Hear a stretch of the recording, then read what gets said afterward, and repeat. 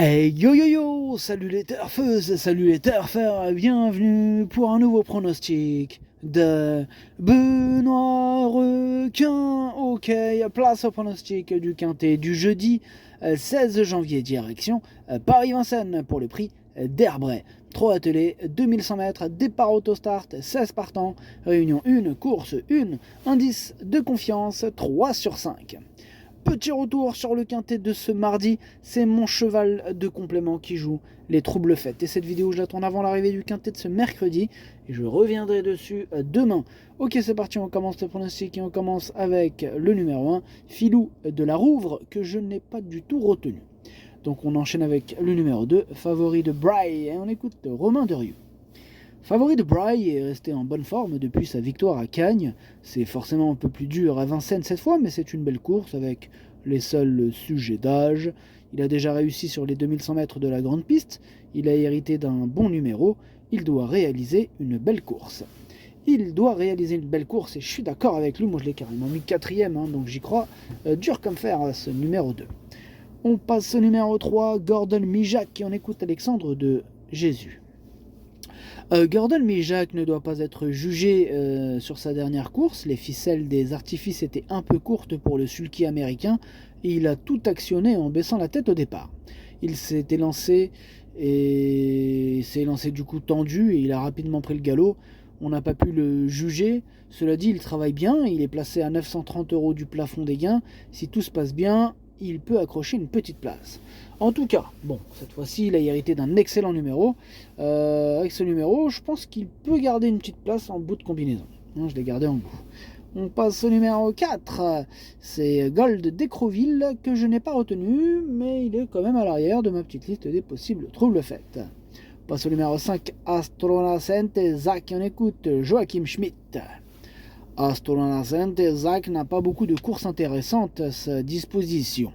Aussi, il n'a pas été revu depuis plus d'un mois. Ici, il découvre un bel engagement, même si je le préfère sur plus long. D'ailleurs, en décembre, sur les 2100 mètres déjà, il s'était retrouvé en dehors et avait logiquement plafonné. Il n'est peut-être pas aussi bien que cet été, mais suffisamment pour disputer l'arrivée. Ok, merci Joachim. Ce numéro 5, moi, il fait partie de mes préférés sur sa classe. Je pense qu'il peut en faire souffrir plus d'un sur sa route. Moi, je l'ai mis deuxième. On passe au numéro 6, Furioso Flini. On écoute encore Alexandre de Jésus. Furioso Flini s'est encore très bien comporté dernièrement dans une épreuve semblable. Il a dû se rapprocher de bonne heure le nez au vent, mais il s'est montré très courageux pour conserver la 3e place. Cette fois, il n'y a pas les H ni les I, comme le mois dernier, il s'élance en première ligne. Il cherche sa course depuis le début du meeting et peut trouver son jour jeudi si tout se passe bien. Il tourne autour du poste numéro 6 qui va peut-être trouver son jour, comme l'a dit Alexandre. Moi, ce numéro 6, c'est lui aujourd'hui mon préféré. C'est lui que j'ai décidé d'installer en tête. On passe au numéro 7, Guerrier Castellet. On écoute Mademoiselle Barbara Guénet. Guerrier Castellet m'a un peu déçu pour sa rentrée après plus de 2 mois d'absence dernièrement, mais il n'avait pas eu une préparation optimale, il n'avait pas toujours travaillé régulièrement. Sa dernière sortie lui a été profitable, il va cette fois se présenter au mieux pour cet engagement sur mesure. Il faut lui masquer l'effort, ce qui comporte des aléas, mais il détient une très bonne chance. Ouais, c'est une première chance, en tout cas à ce niveau, il peut faire très mal, moi je l'ai mis 3e. On passe au numéro 8, Fogo Picco. Ce numéro 8, moi je l'ai pas retenu. Par contre, c'est lui mon gros regret. C'est lui mon cheval de complément. Cas de non partant, attention, possible cassage en vue. On passe au numéro 9, Golden Visay. On écoute Cyril Buigné. Golden Visay découvrait des tâches compliquées ces derniers temps. Il devait souvent affronter des plus jeunes ou rendre la distance, comme dernièrement à Pontchâteau où il était ferré. J'avais repéré cet engagement depuis un moment et j'ai essayé de l'amener au mieux pour cet objectif. Il avait bien couru sur ce parcours le mois dernier en partant en seconde ligne. Jeudi, il peut s'immiscer dans le quintet. Il peut s'immiscer dans le quintet, je suis d'accord avec lui. Moi, je l'ai gardé d'ailleurs en toute fin de combinaison. On passe au numéro 10, Eleven Chapter, que je n'ai pas du tout retenu. Donc on enchaîne avec le numéro 11, Feu Vert. Lui non plus, je l'ai pas retenu, mais lui, je l'ai pas rayé. Il est en plein milieu de ma petite liste des possibles troubles faits. On passe au numéro 12, Alone. Lui non plus, je l'ai pas retenu, c'est un regret. C'est mon 2e cheval de complément en cas de non partant. On enchaîne avec le numéro 13, Ferrero du Loisir. Je ne l'ai pas retenu non plus, mais c'est lui le chef et le capitaine de ma petite liste des possibles casseurs de tickets repérés. Attention. On passe au numéro 14, Goldorak. Lui non plus, je l'ai, mais par contre je ne l'ai pas du tout retenu, hein, il n'est pas sur ma liste. On passe au numéro 15, Galion. On écoute encore Alexandre de Jésus, hein, qui a acheté le quintet. Psartek le quintet, Alexandre. Mais je vous en prie. Écoutez, Galion a effectué une très bonne rentrée dernièrement.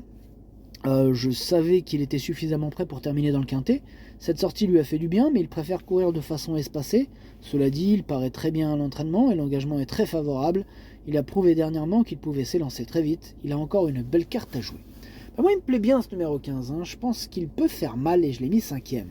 Et on termine avec le numéro 16, Mr. Donald. On écoute Léo Abrivard.